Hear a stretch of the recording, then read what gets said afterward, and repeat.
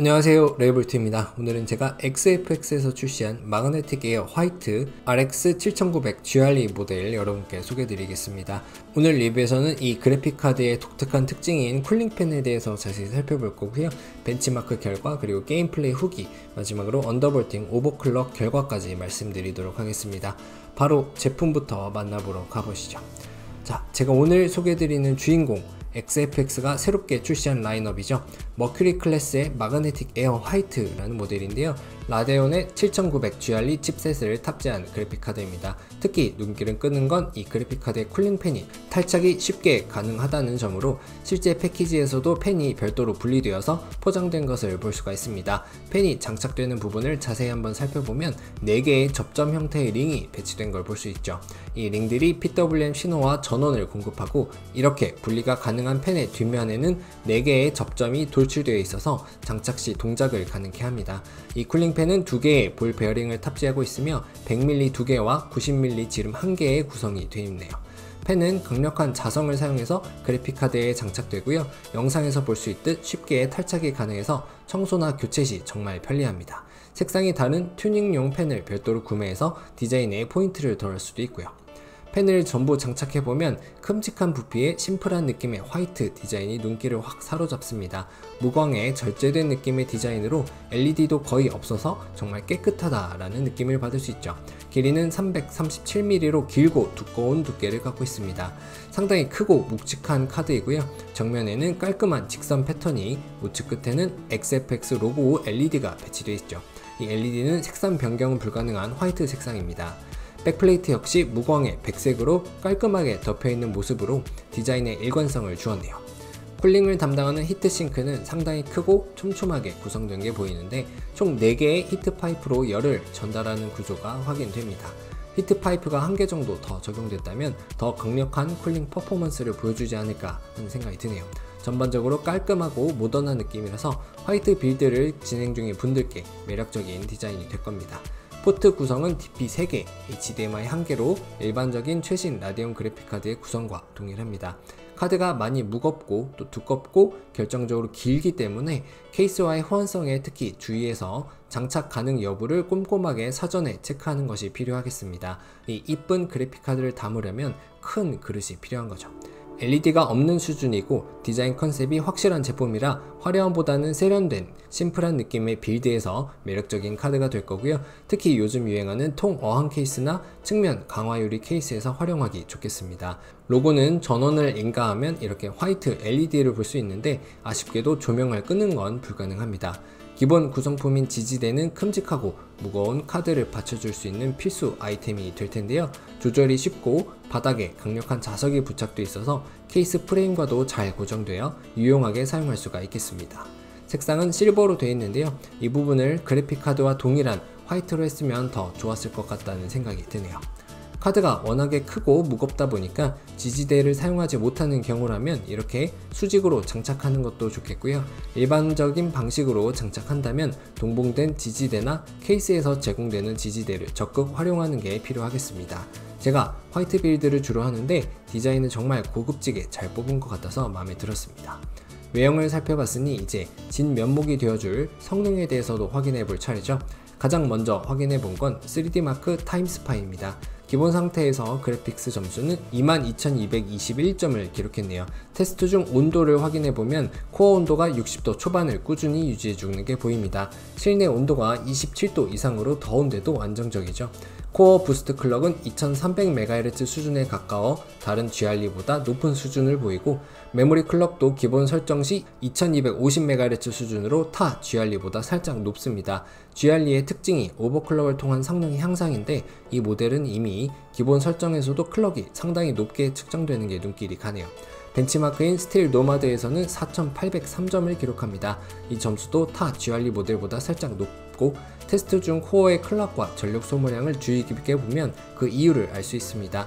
클럭도 높지만 그만큼 전력 소비량도 타 GRE에 대비해서 20에서 30W 정도 기본적으로 더 소모하고 있는 게 확인되네요. 오랜 기간이 지나도 여전히 주요 벤치마크로 사용되는 사이버펑크에서도 그 성능과 특성을 확인해보니까 울트라 프리셋 일명 풀옵션 21:9 울트라 와이드 해상도에서도 만족스러운 프레임을 확보할 수가 있었고요. 클럭과 전력 소모량은 앞선 벤치마크 툴에서의 결과와 크게 다르지 않은 모습입니다. 특히 눈길을 끄는 건 온도는 쾌적한 범위 내에서 지속 유지되는 점이 되겠네요.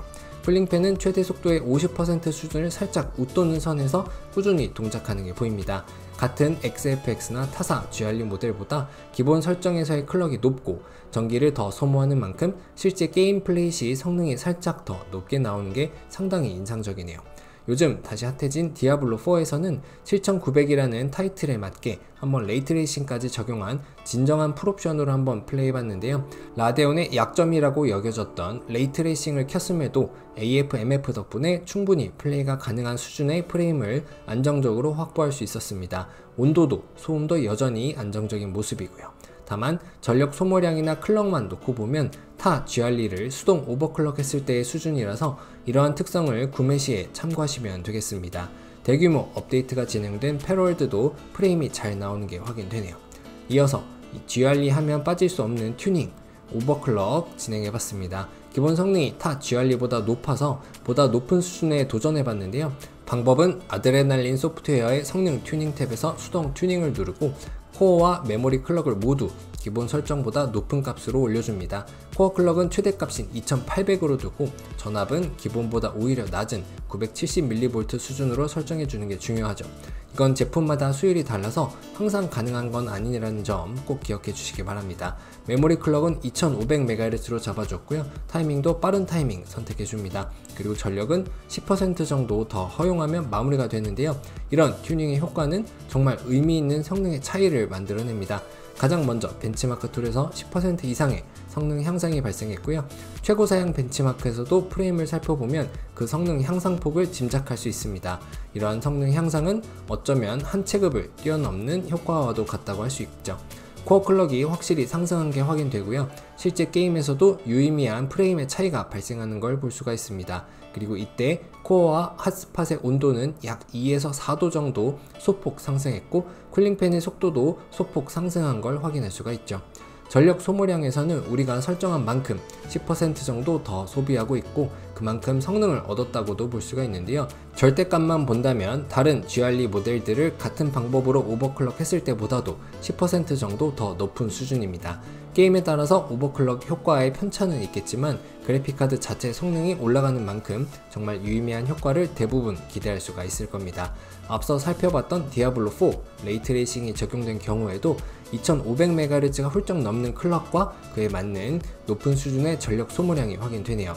확실히 타 GRE 모델보다 기본 설정에서의 클럭과 전력 소모량도 높았지만 오버클럭 시 클럭의 향상도 확실해서 성능 비교 우위가 확실합니다. 그리고 이러한 고성능에서도 온도와 RPM은 준수한 상태를 안정적으로 유지하고 있고요. 종합적으로 볼 때 같은 칩셋을 사용하는 다양한 그래픽카드들 중에서도 최상급 플래그십 모델다운 확실한 성능을 기본 설정에서도 그리고 오버클럭 상황에서도 보여주고 있다라고 평가할 수가 있겠네요. 물론 상위 모델의 화이트 디자인과 독특한 쿨링팬까지 더해서 가격이 다소 높게 책정될 수밖에 없지만 고급 제품을 선호하는 분들께 확실한 매력 포인트가 되겠죠. 보다 확실한 비교를 위해서 XFX의 GRE 기본 모델과 비교한 데이터를 표로 만들어 봤습니다. 확실히 예전에 소개드렸던 XFX의 일반 GRE 모델보다 마그네틱 에어 모델의 기본 클럭, 나아가 오버클럭 시 코어 클럭이 큰 격차를 보여주는 게 확인되는데요. 충분한 쿨링 성능 덕분에 안정적으로 오버클럭 된 설정이 게임 플레이 내내 유지된 것도 알 수가 있죠. 온도, 특히 메모리 온도도 기본값 대비 크게 상승하지 않은 게 보이고 이는 큼직한 히트싱크와 함께 조합된 쿨링 시스템이 좋은 성능을 갖췄다고 평가할 수가 있겠습니다. 그리고 오버클럭 시 변화로는 오버클럭 전후의 쿨링팬 속도에는 차이가 확실히 확인됩니다. 약 150rpm 정도 기본 대비 상승하게 되는데 기본 설정 시 소음은 38.5dB로 웬만한 주변 소음에 묻혀서 인식하기 어려울 수준으로 조용하고 수동 오버클럭을 통해서 RPM을 올리더라도 팬 튜닝 없이 자동 속도는 40dB 수준으로 공랭 CPU 쿨러의 일반적인 소음 수준에 불과하죠. 여기에 제가 테스트한 제품은 고주파도 없는 상당히 양호한 모습이었습니다. 전력 소모량 부분에서는 큰 차이를 확인할 수가 있는데, 기본 모델 대비 마그네틱 에어의 기본 설정이 50W 넘게 소모하는 게 보이죠? 즉 기본 설정 자체가 상당히 고성능으로 세팅되어 있고, 이를 한 번 더 오버클럭 해주면 320W급까지 상승하는 게 확인됩니다. 350W 피크를 넘지 않아서 나름 안정적으로 관리되는 모습이긴 하고요. 자, 이제 요약을 통해서 오늘의 그래픽카드 리뷰 마무리해 보도록 하겠습니다. 오늘 소개드린 그래픽카드의 장점을 꼽아보자면, 모던한 느낌의 고급스러운 화이트 디자인, 그리고 코어, 메모리 클럭 모두 뛰어난 기본 성능을 들 수 있겠고요. 언더볼팅, 오버클럭 잠재력도 정말 좋다는 걸 확인할 수 있었습니다. 마지막으로 쿨링, 준수한 쿨링 성능을 확인할 수가 있었죠. 그래서 추천할 만한 대상으로는 고급스러운 올 화이트 시스템을 사용하는 분들과 특히 매트 화이트, 심플하고 깔끔한 느낌을 좋아하는 분들, 동급 최고의 성능을 기본 설정에서도 원하는 분들과 고성능의 조용한 그래픽카드를 찾는 분들께 오늘의 제품 추천할 수 있겠습니다. 저는 별점 5개 줬습니다. XFX가 제대로 만든 동급 최고 성능의 그래픽카드였습니다. 놀라운 수준의 기본 코어 메모리 클럭으로 수동 튜닝이 거의 필요 없을 정도였는데요. 쿨링도 준수하고 디자인도 고급스럽고 매력이 넘쳐서 돈값을 하는 플래그십다운 모습을 보였습니다. 크고 무거운 카드를 담을 케이스만 잘 준비했다면 만족스러운 구매가 될 것 같네요.